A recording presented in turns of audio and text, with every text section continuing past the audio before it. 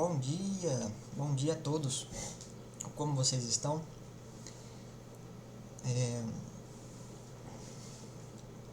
Inicialmente eu quero desejar boas-vindas às pessoas que entraram no Sinagogue por causa da live de ontem no canal do Victorelli. Tá? Sejam todos muito bem-vindos. Espero que vocês fiquem aqui com a gente por muito tempo. Temos duas séries aí que estão em publicações aí no canal, que é sobre o catecismo e o Código de Direito Canônico, o catecismo amarelinho mesmo, tá? Mas vão aparecer vídeos de outros assuntos, coisa bastante interessante, tá? E eu espero do fundo do meu coração que vocês gostem do conteúdo, né? As abas aí de comentários estão sempre abertas para comentários, dúvidas, críticas, porque não, né? E hoje é só um vídeo mesmo de parecer, né? Eu me diverti um pouco ontem, na verdade eu me diverti bastante. Deixar aqui novamente os agradecimentos ao Vitor pelo convite, foi muito legal da parte dele. Foi uma pessoa muito boa, sempre me tratou muito bem, com muito respeito. Então foi uma pessoa que eu gostei de ter conhecido aí no meio da internet. Mas, pessoal do céu, eu fiquei em choque com o Antônio Miranda. Sério mesmo, ele foi por uns caminhos ali muito complicados. Mas serviu para aumentar a minha tolerância, né? Porque de uma época, isso já faz um tempinho, que eu andava lendo uns livros voltados a essa questão do ceticismo, o David Hume, o Nietzsche, o Albert Camus, o Bertrand Russell e alguns outros mais, mas sobretudo esses aí que eu citei. E eu gostava dos livros, sobretudo a técnica de escrita, gostava mesmo. Aí depois eu fui ler alguns livros do Dawkins, do Hitchens e do Sam Harris, e eu fiquei com muita saudade dos livros do Russell e do Camus. Só que ontem, né, vendo o Antônio falar sobre ateísmo e sobre história, sobretudo, eu fiquei com muita saudade do Dawkins e do Harris, tá? Bateu uma saudade muito grande. Eu não sei, eu acho que talvez... Eu imaginava que ele ia falar algo relacionado ao gnosticismo em relação à existência de Cristo, né? Ou seja, da impossibilidade ou da irrelevância de se saber se Jesus Cristo perambulou pela Galileia naquela época, foi morto crucificado e, sei lá, roubaram o corpo dele, por exemplo. Porque as pessoas que defendem a historicidade de Jesus Cristo mais a teologia, elas, tipo René Girard, por exemplo, defendem não só que Jesus Cristo realmente passou pela terra, mas que também ele fez tudo aquilo que a Bíblia diz que ele fez. E muito mais, né? Então é uma posição cristã, digamos assim. Tem aqueles que realmente não acreditam nos milagres, né? Nem acreditam em Deus, na verdade.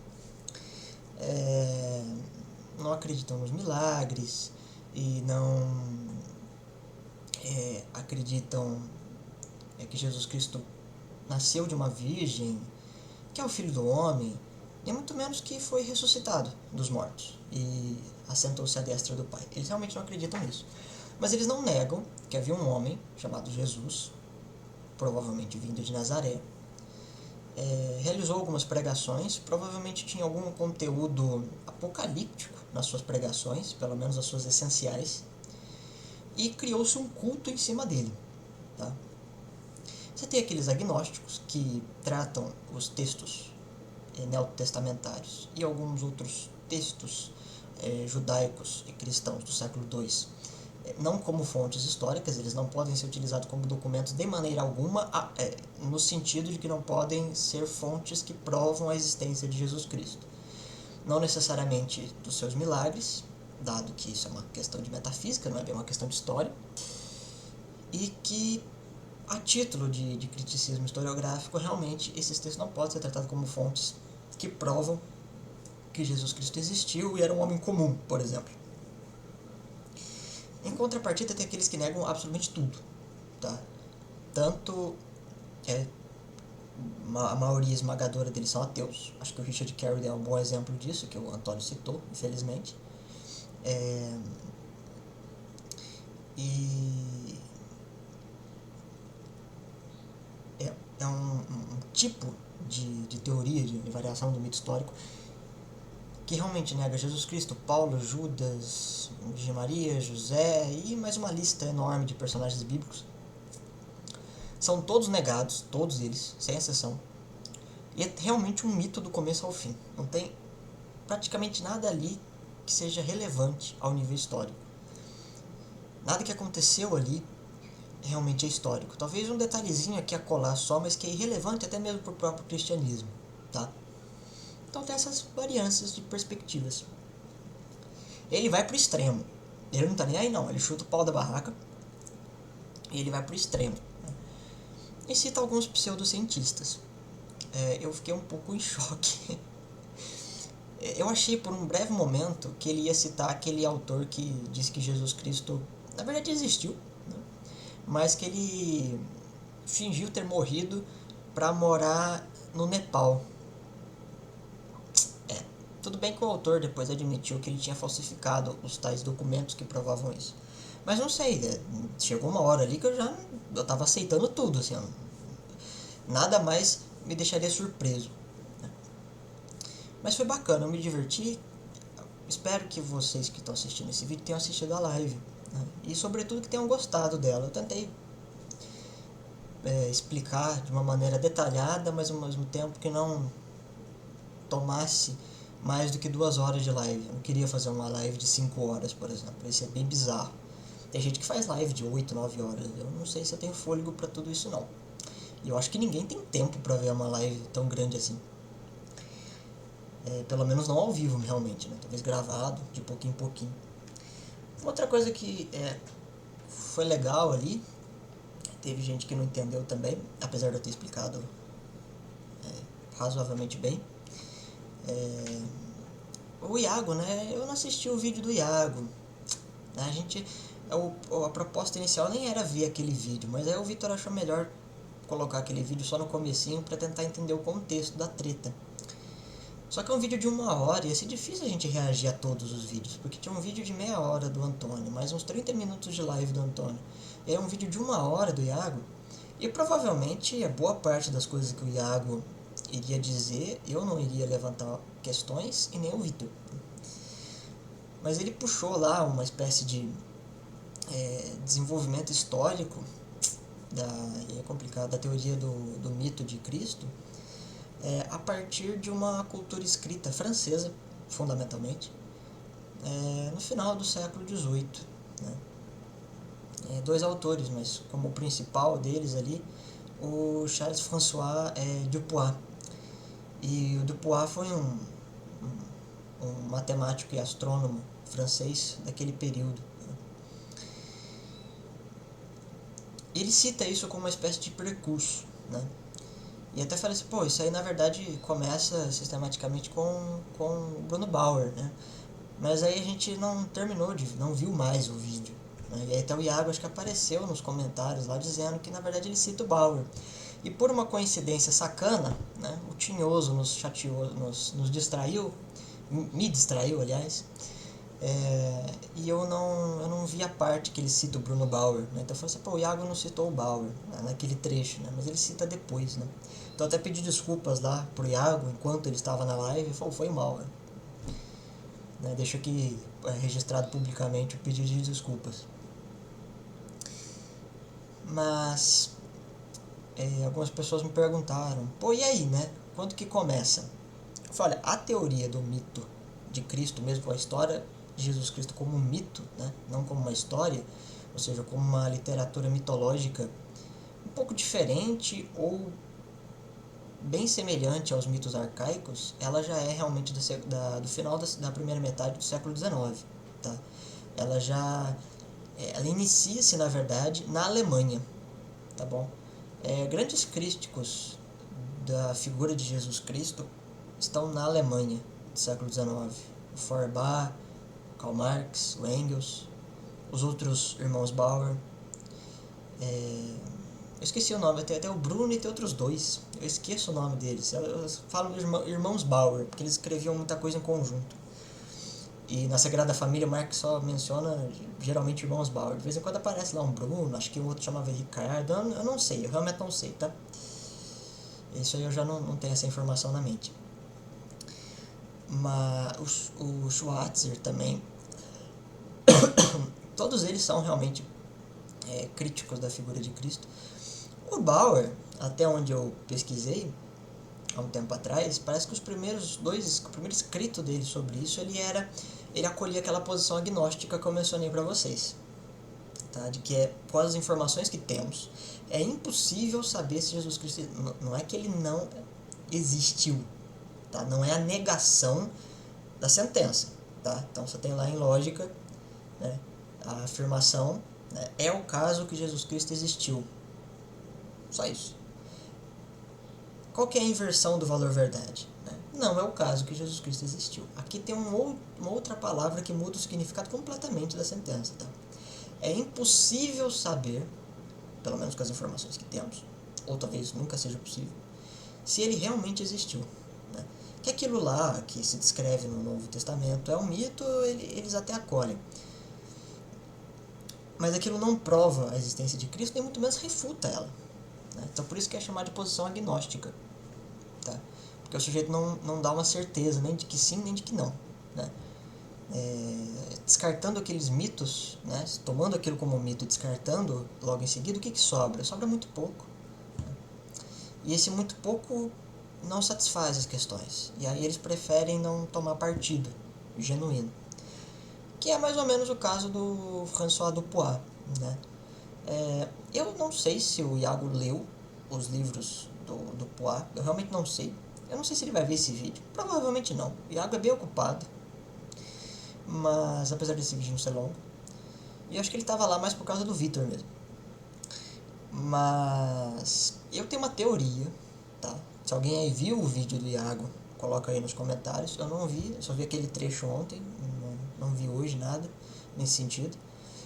Mas se alguém viu, coloca aí, né? Eu tenho uma teoria que ele tirou, tá bom? Essa informação, tá? Não do Wikipedia, igual o Antônio. Eu acho que ele tirou desse livro aqui, ó. Quer ver? Deixa eu tentar abrir aqui pra vocês. Tá compartilhando aí, né? Historical Jesus, tá? Do Walter Weaver. Que ele trabalha um pouco com a ideia do Jesus histórico. É um livro grande, né? Ele é meio gordinho e ele é da década de 90, 1999, finalzinho da década de 90. Né? É um livro até recente, se for ver. Né? E ele cita lá no comecinho o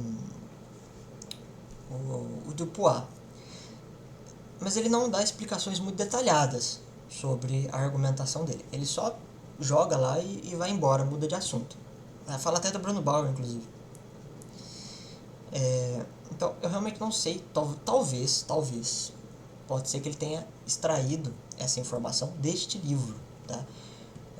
Porque o Iago estuda esse assunto e provavelmente ele já leu esse livro. É um livro bem famosinho, na verdade, tá? Não é um livro que pouca gente conhece, tá bom?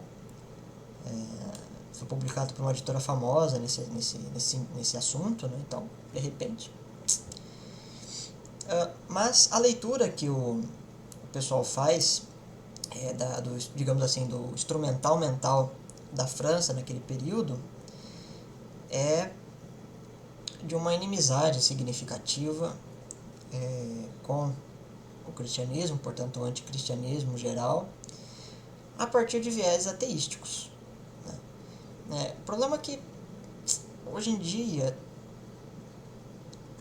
na verdade até um tempo, né, que a teoria da história aplicada a esses assuntos tem afunilado, né, alguns métodos de teoria da história, não todos, é claro, tem afunilado um pouco essa questão de, às vezes a pessoa vê um ateu aonde não tem um ateu, né? E aí você incorporar isso no discurso ateístico é meio estranho, né? um ateu que não é ateu, defendendo ateísmo. O que seria isso propriamente? Acho que o caso mais ilustre é, não no século XVIII, mas no século XVI, o livro do Saint-Frère sobre a religião de Rabelais, né? E que há uma leitura bem porca de fontes por parte de contemporâneos do Frère, e que ele corrige ali, né? De que o Rabelais não era ateísta de maneira alguma. Mas isso já aparece no século XVIII.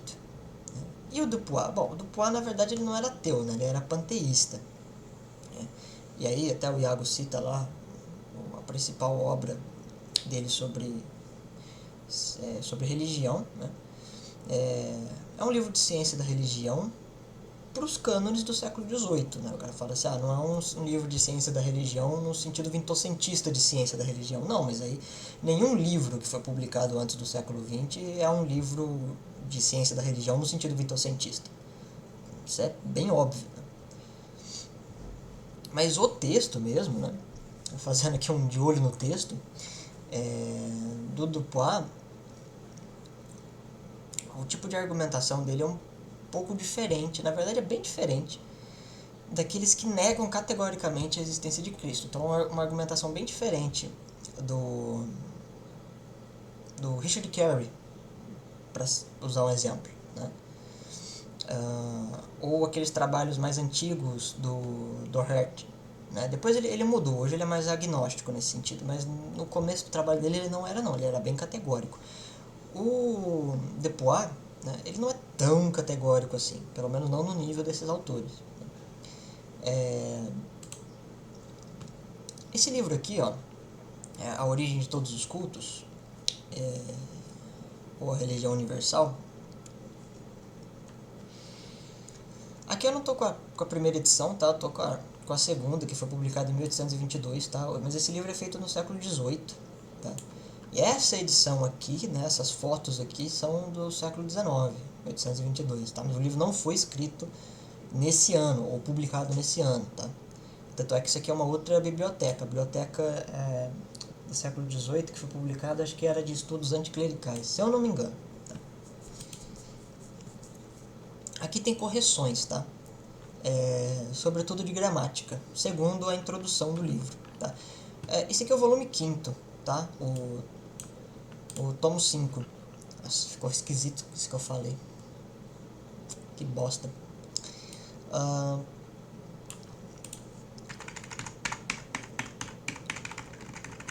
E sim, tem muita nota de rodapé. E fica tudo no final do livro. Olha isso. Que bizarro. Deixa eu aumentar aqui um pouquinho. Não sei se vai. Talvez fique melhor pra enxergar, né? Tanto pra mim quanto pra quem tá assistindo. Ok. Esse livro aqui, como eu disse, eu não sei se o Iago leu, talvez o Iago tenha lido. Né? Eu só conheço edições em francês desse livro. Eu não sei se foi traduzido para outro idioma e se tem isso para comprar. Mas você encontra na Gálica. Tá? É possível, se você procurar lá um pouquinho, você consegue achar. São vários volumes, tá? Mas eu vou mencionar só o 5º, porque é o que mais fala sobre o cristianismo. Os outros volumes anteriores não falam sobre isso. O 6º fala um pouco sobre o Apocalipse, continua. Na verdade, o volume 5 começa a abordar o Apocalipse e o volume 6 termina. Mas qual que é a linha argumentativa do Dupuis? Ele está partindo da ideia do seguinte, né? Ele vai tratar a história, os evangelhos, as cartas e o Apocalipse, sobretudo, como uma conjunção alegórica de mitos anteriores. Tem algumas pessoas que dizem ainda até hoje isso, né? A semelhança de Jesus Cristo com, sei lá, do cristianismo com alguns temas do hinduísmo, do zoroastrismo, Mitra, Osíris e Dionísio, sei lá mais o que, tá? E isso realmente vem dessa época, esse tipo de similitude. E ele começa lá no início do primeiro volume a falar um pouco sobre religiões bem arcaicas e ele vai desenvolvendo. E a tese dele é a seguinte: todas as religiões são de alguma forma um culto a corpos celestes. É uma espécie de religião de astronomia, uma cosmogonia. Todas as religiões são cosmogônicas. Essa é a teoria principal que ele tenta defender em todos os volumes. Até no sétimo ele defender a teoria dele, né, que seria uma espécie de panteísmo. Ele admite a existência de uma divindade, tá? Ele não era ateu. E aí fala, pô, mas nesse volume específico tem uma negação da historicidade de Cristo? Olha, do jeito que a teoria do mito é desenvolvida, não, tá? Mas é um tema um pouco complexo. Eu vou fazer um breve resumo aqui. Só achar que o que eu quero. Oh, caramba. Aí, beleza.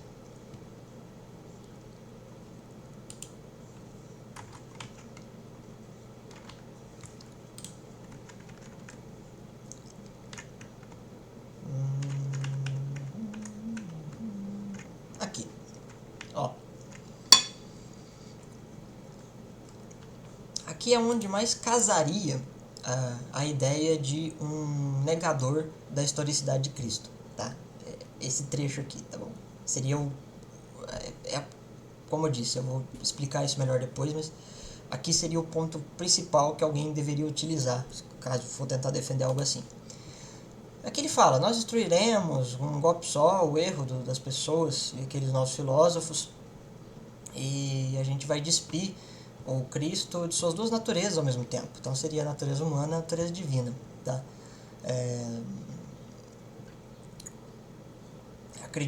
As pessoas acreditam, né, num Deus homem em conjunto, né? É tanto homem quanto divindade. E os filósofos de hoje, ele fala do século XVIII, não XIX, tratam apenas como um homem, né? Seria um homem comum. Agora, para nós, né, o Dupuy,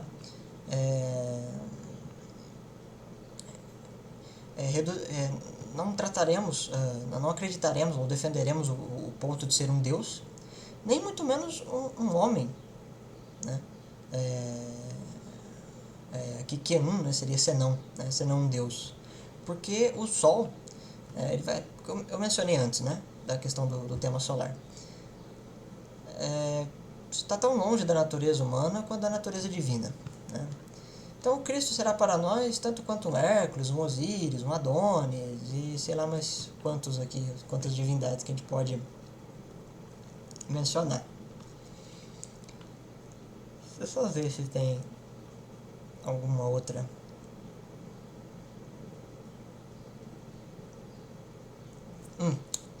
Fala assim, pô, João Pedro, fudeu, né? Porque aqui parece que ele tá falando que ele vai provar que Jesus não foi nem homem e nem Deus. Então dá a entender que ele vai defender que, na verdade, Jesus Cristo nem existiu, né? É um pouco mais complexo que isso. No capítulo 1, ele vai fazer um discurso relacionado a se é possível compatibilizar a ideia de uma divindade descrita no Novo Testamento com um homem comum. E aí ele vai para Gênesis, o segundo capítulo de Gênesis, onde aquilo seria uma previsão da encarnação de Cristo, né? Segundo os cristãos daquela época, da formação do cristianismo. Ali já estava descrito que Cristo ia voltar. Aliás, que Cristo ia encarnar e ia redimir a humanidade. Agora, se, e ele que não acredita nisso, todo esse processo místico, metafísico, ele é falso, a descrição bíblica da vida de Cristo não pode ser verdadeira, porque seria Cristo vindo para resolver coisas que nem existem e fazendo coisas que são impossíveis. E de fato, se realmente essas coisas são impossíveis, certamente Cristo não as fez. Agora, se as profecias do Antigo Testamento, portanto da Bíblia hebraica, elas são alegóricas, o Novo Testamento vai ser uma alegoria também. E a vida de Cristo não tem muito a ver com a alegoria bíblica. Então aqui ele está dizendo que isso não serve como uma fonte da historicidade de Cristo. Lembra um pouco os agnósticos, né? De que aquilo não pode ser usado como documento. Não significa que tenha sido escrito nas más intenções, mas aquilo não prova nem desprova a existência de Cristo. Tá? É uma posição que eu chamaria de neutra. E onde é que eu estava mesmo? Ué, perdi o fio da meada aqui. E ele fala aqui nesse texto, tá? Sobretudo nesse parágrafo aqui. Agora,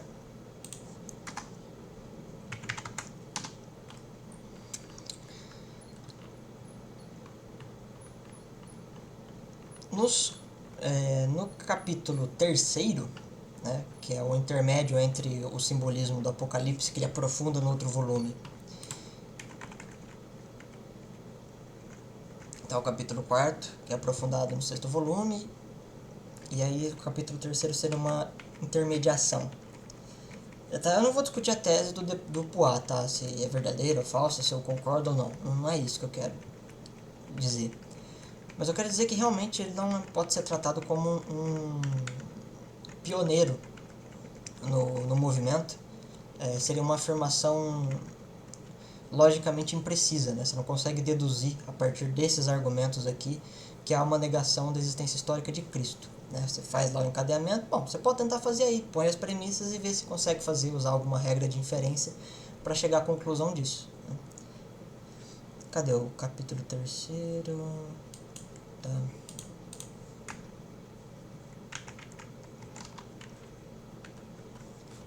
Aqui.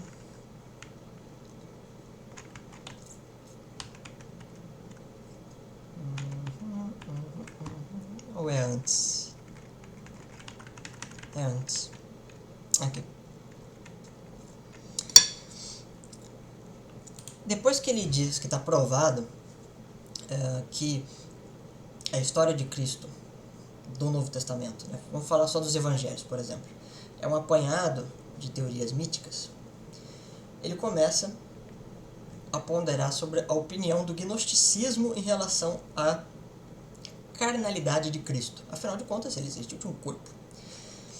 E ele diz que, segundo os cristãos gregos helenizados e os maniqueístas, a gente sabe que isso é bem preciso, tá? Com as informações que a gente tem, mas isso foi escrito bem antes de se encontrar a biblioteca de Nag Hammadi, então tá meio ultrapassado isso aí, mas o cara não fez de sacanagem. As informações que se tinha na época eram essas, né? Ele acabou exagerando um pouco, mas os franceses são meio exagerados mesmo, tá? É do hábito deles. Mas aqui ele menciona, né, de que no gnosticismo Jesus Cristo nem é tratado como um homem, né? Mas sim como um Deus Sol, né? E esse aí é puramente metafísico, ele não tem... Ele tem forma humana, mas ele não tem um corpo que você possa encostar, entendeu? Vai estar nesse parágrafo aqui, acho que é que página que é assim? 174. Aqui embaixo ele vai falar do Tertuliano e do Tácito, tá? Ele vai começar na 75 e vai descer, vai falar do Justino e vai descer porque ele está tentando explicar a teoria da Trindade, tá? E vai até ali a página 190 mais ou menos, tá? É um texto grande, eu não quero ler isso aqui tudo não, tá? Senão o vídeo vai ficar durando 1 hora. Mas não importa também, você pode ler aí, se você souber francês e tal, você pode fazer a leitura. Tá nesse conjunto de páginas, onde ele vai falar do Tácito, né? E de que vamos tirar a Bíblia da jogada, o que sobra, né? Então Tertuliano, Tácito, alguns outros autores, que seriam as fontes extra-bíblicas, digamos assim, a respeito de Jesus Cristo. Hoje a gente conhece mais coisas sobre isso, mas na época já se tinha alguns textos que perambulavam por aí, e os europeus estudavam isso, de um jeito mais rudimentar, mas se estudava, tentava-se produzir algo nesse sentido. E aí entra a posição mais agnóstica do François Dupuy, de que para esses autores, né, que trabalharam compuseram textos sobre o comportamento dos cristãos e, fundamentalmente, uma espécie de cotidiano da criança de Cristo e da sua existência, para eles não importava muito provar ou não provar a existência de Cristo ou tentar converter pessoas. Em alguns casos, não foi isso que aconteceu, mas em outros até que o Dupuy tem razão. Realmente o texto é meramente descritivo, ele não é um texto pastoral, digamos assim. Eu vou te convencer de que tal coisa aconteceu. Realmente não é isso, tá? Em outros casos são textos até falando mal de Jesus. Mas esses textos estão diretamente vinculados a uma vida pública de Cristo, e não uma vida privada. E essa vida pública está diretamente ligada com os milagres. E se os milagres são impossíveis, aquela vida pública não aconteceu daquele jeito, né? E daí o Dupuy, entendendo, né, concluindo que na verdade, para a ciência da religião, um tema indiferente. Né? Não há necessidade de entrar em defesa da realidade de Cristo e nem da sua irrealidade. Né? Agora, a argumentação dele, se você ler o livro, tá? O ataque que ele faz, tocando no tópico da mitologia, é provar que as ideias de um Jesus carnal e de um Jesus divino são, digamos assim, cópias, entre aspas, da ideia de um sol vitorioso encarnado e na ideia de um Deus Sol iluminando o cosmo inteiro, uma espécie de rei Sol e de um Sol invictus, entendeu?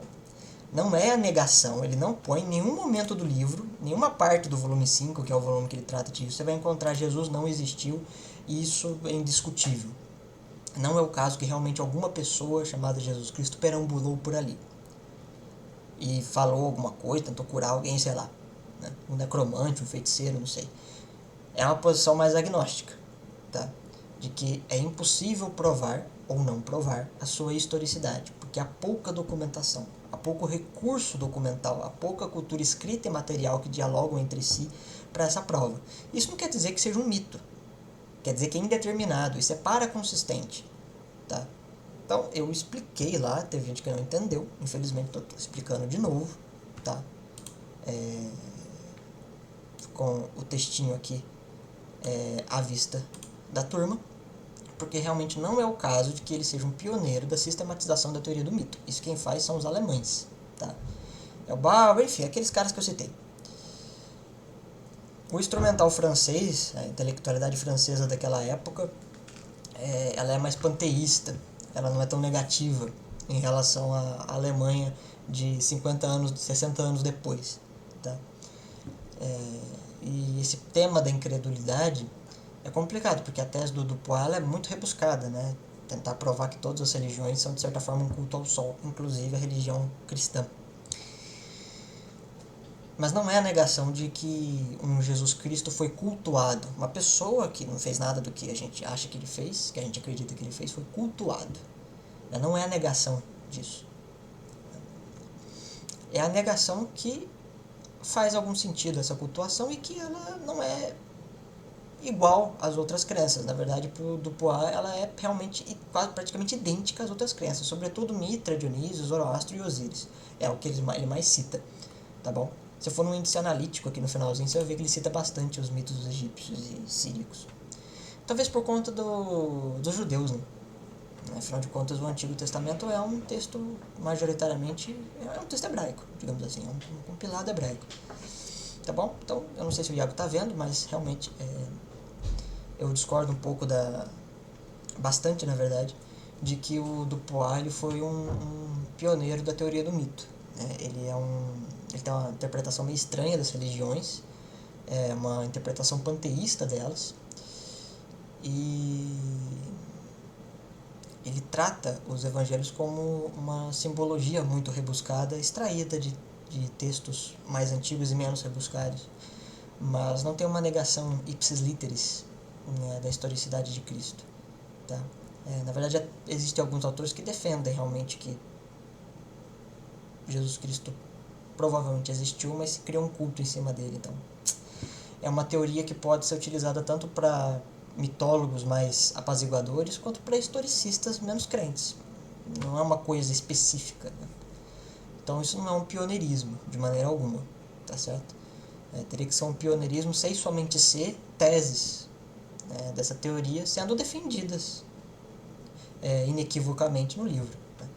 Que se aí não for uma dupla condicional, os valores verdade não são iguais, né? Eles são completamente heterogêneos.